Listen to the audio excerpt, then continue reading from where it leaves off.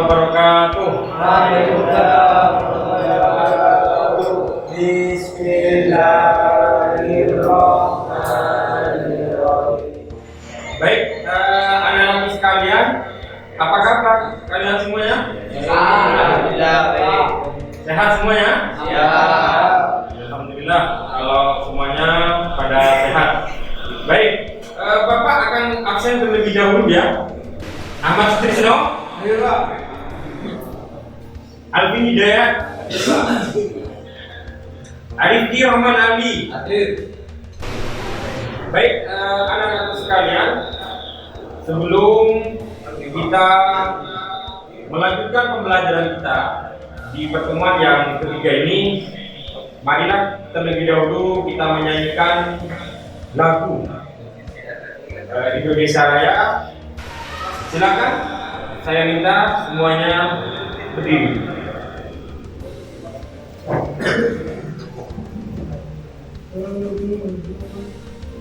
Siapa yang siap menjadi dirijen yang memimpin? Oke. 1, 2, 3. Indonesia tanah airku, tanah tumpah darahku. Di sanalah aku berdiri, jadi bantu ibuku. Silakan.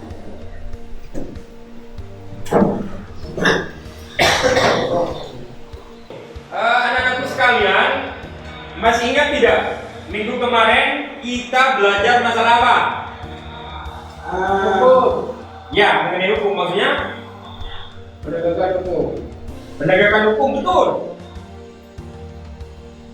Ayo ingat. Lembaga apa? Iya, KPK juga itu termasuk lembaga penegak hukum. Lembaga penegak hukum. Jadi kemarin kita membahas lembaga penegak hukum. Di mana kemarin anak-anakku sekalian sudah mengetahui bersama-sama bahwasanya dalam penegakan hukum itu tidak boleh tumpul ke atas ke bawah. Tapi semuanya yang namanya hukum itu harus selalu ditegakkan semaksimal mungkin. Ingat ya, materi yang akan kita bahas sekarang ini mengenai dinamika pelanggaran hukum. Ya. Terus kemudian di sini ada kompetensi dan tujuan, ya, tujuan pembelajaran kita di pertemuan yang ketiga ini. Yang pertama adalah sudah jelas di PowerPoint di depan anak-anak sekalian. Ya. Coba Naudin kayaknya nggak fokus ini. Silakan bacakan nak ini nak. Tujuannya apa nak? Tujuan pembelajaran kita saat ini nak. Ayo Naudin, dibaca. Satu, untuk mengetahui apa yang dimaksud pelanggaran hukum. Dua, Ya. untuk mengetahui contoh macam-macam pelanggaran hukum. Tiga, untuk mengetahui sanksi-sanksi yang diberikan terhadap kasus pelanggaran hukum. Ya, silakan duduk. Baik. Nah, ini adalah tujuan pembelajaran kita di pertemuan yang ketiga ini. Yang pertama yaitu untuk mengetahui apa yang dimaksud dengan pelanggaran hukum. Terus yang selanjutnya adalah untuk mengetahui contoh macam-macam pelanggaran hukum. Kadang-kadang ada orang yang melakukan pelanggaran hukum itu dikarenakan tidak tahu bahwasanya itu melanggar hukum. Ya enggak? Ya. Ada banyak lagi yang seperti itu. Ya kan? Jadi di sini nanti akan kita bahas, apalagi kalian ini, ya. Kalian ini kan statusnya menjadi seorang santri, betul? Ya. Seorang santri yang baik itu harus mencerminkan bagaimana menjadi warga negara yang baik itu, betul nggak? Betul. Kenapa? Ada yang tahu? Saya Pak. Ya, nanti kenapa nak? Karena santri harapan bangsa Pak. Karena santri itu adalah harapan bangsa. Apalagi? Nah, jadi intinya kenapa santri harus memberikan contoh yang baik? Karena memang sejatinya kalian itu ada di pondok pesantren, dididik bukan hanya ilmu umum saja, tapi juga ilmu agama. Baik, selanjutnya sekarang Bapak akan memperlihatkan kepada kalian sebuah gambar. Coba diamati gambar ini. Ya, amatilah gambar ini. Ayo, silakan. Baik, selanjutnya Bapak akan menayangkan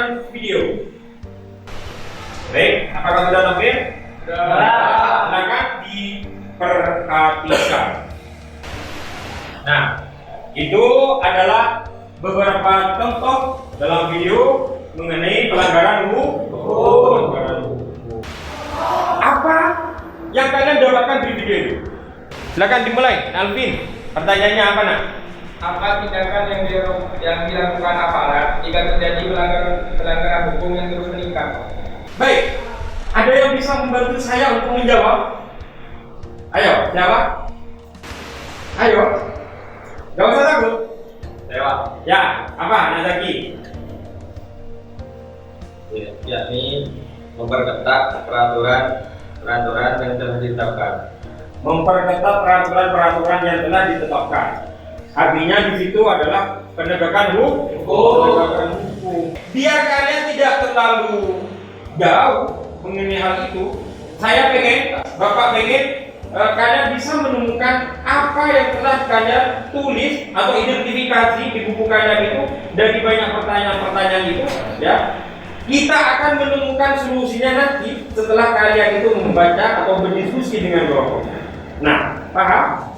Nah, untuk itu sekarang Bapak akan membagikan kalian kepada 3 kelompok. Ya, Bapak akan membagikan kalian kepada 3 kelompok. Dengan hitungan pelipatan 3, paham ya? Pelipatan 3. Baik, dimulai dari, yuk, 1, 2, 3. Nah, silakan. Yang satu kumpul dengan yang satu di sini, yang 2 kumpul dengan yang 2 kelompoknya di sini, dan yang 3 kelompoknya di sana.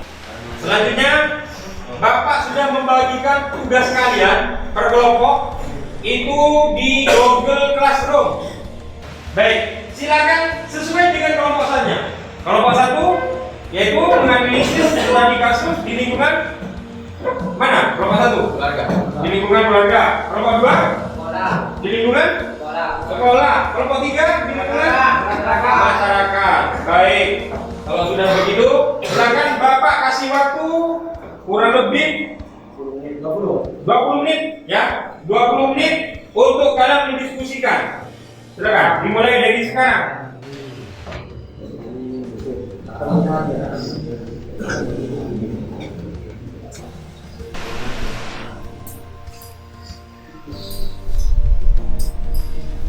Baik semuanya, kalau sudah silakan, ayo fokus lagi.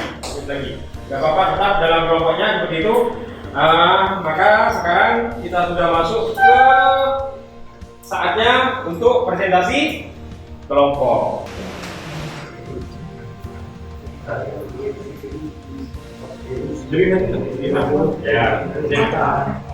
Assalamualaikum warahmatullahi wabarakatuh. Waalaikumsalam warahmatullahi wabarakatuh.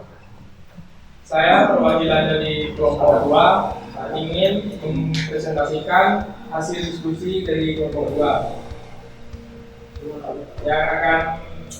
yang kasus pelanggaran di lingkungan sekolah, masalah tawuran adalah perkelahian masalah yang dilakukan secara beramai-ramai atau interaksi manusia yang saling merugikan karena satu pihak dengan pihak yang lain berusaha saling menyakiti. Biasanya tawuran itu terjadi karena krisis identitas pada remaja, kontrol diri yang lemah, tidak mampu menyesuaikan diri, pengaruh media, kurangnya pengawasan orang tua, dan tekanan teman sebaya. Jenis pelanggaran yang dilakukan merupakan suatu bentuk tindak pidana karena pada umumnya tawuran melanggar pasal 170 KUHP yang merupakan bentuk kejahatan. Sanksi bagi oknum yang terlibat tawuran ada di pasal 170 KUHP yang bunyinya, barang siapa terang-terangan dengan tenaga bersama menggunakan kekerasan terhadap orang atau barang diancam pidana 5 tahun 6 bulan.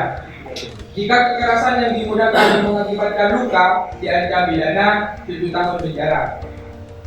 Jika kekerasan yang digunakan mengakibatkan luka berat diancam pidana 9 tahun penjara. Jika mengakibatkan maut diancam pidana 12 tahun penjara. Juga sudah dijelaskan di dalam hadis yang bunyinya, la dororo wala diror, yang artinya tidak boleh ada bahaya dan tidak boleh membahayakan orang lain. Kalau serasa dirasa cukup, kami persilakan dulu. Cukup? Cukup. Baik, kalau cukup. Oke, kasih ampun yang meriah untuk kelompok.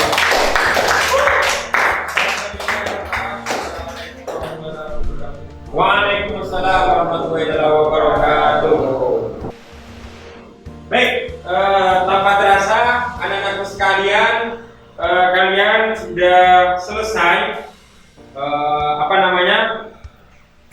mempelajari, terus kemudian juga melakukan studi kasus, ya kan? Dari berbagai kasus yang berbeda-beda. Kelompok satu mengenai apa tadi? Kelompok satu mengenai apa? Penganiayaan kepada anak-anaknya. Kemudian kelompok dua tawuran, dan kelompok tiga mengenai perjudian. Kelompok satu di lingkungan keluarga, kelompok dua di lingkungan sekolah, dan kelompok tiga di lingkungan masyarakat ataupun lingkungan warga negara.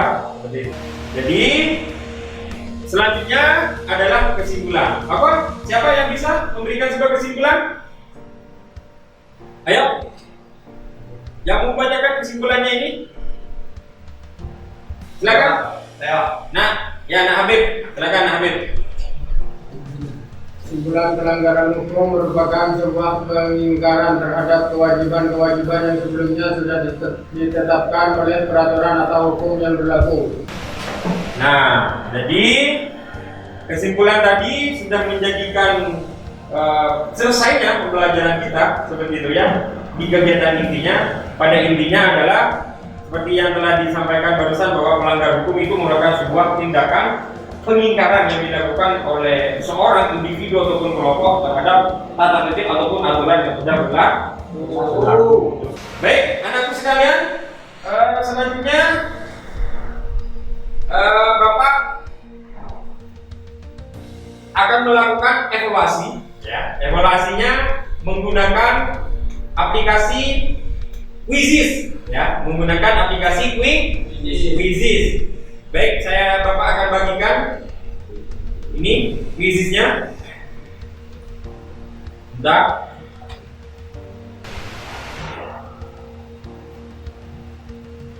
Tiga, dua, satu. Yuk, let's. Yang terbaik nanti dapat hadiah dari kita. Iya. Wah, luar biasa. Siapakah yang menjabatkan juaranya? 1. Nahruddin, 2. Alvin, 3. Ramdan. Bapak bertanya ini, bagaimana kita melakukan refleksi? Ya, merefleksi. Bagaimana perasaan kalian saat mengikuti pelajaran ini? Senang. Terus apa lagi? Gembira, senang dan gembira. Terus kemudian apa yang kalian peroleh dari pelajaran ini?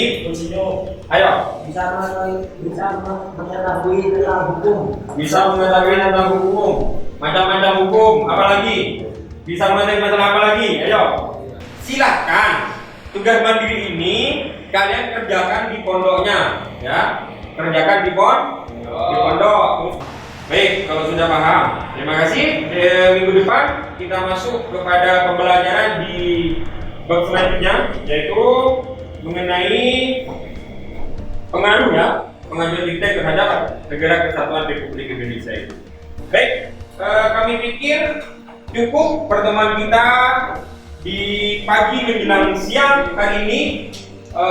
Mudah-mudahan apa yang telah kita pelajari dan kita simak bersama-sama menjadikan kemanfaatan, mendapatkan ilmu yang barokah dan manfaat kita menerapkan dalam kehidupan kita sehari-hari, dalam kehidupan sehari-hari, dalam kehidupan berbangsa dan bernegara, ya. Terus kemudian yang selanjutnya kami minta silakan kalian harus menjaga kesehatan, ya. Mudah-mudahan juga yang sekarang sakit segera diangkat penyakitnya oleh Allah. Baik, kami akhiri perjumpaan kita di hari ini. Mohon maaf atas segala kekurangan dan kesalahan. Terima kasih. Hanya dari kami. Wallahul muwaffiq. Assalamualaikum warahmatullahi wabarakatuh. Waalaikumsalam.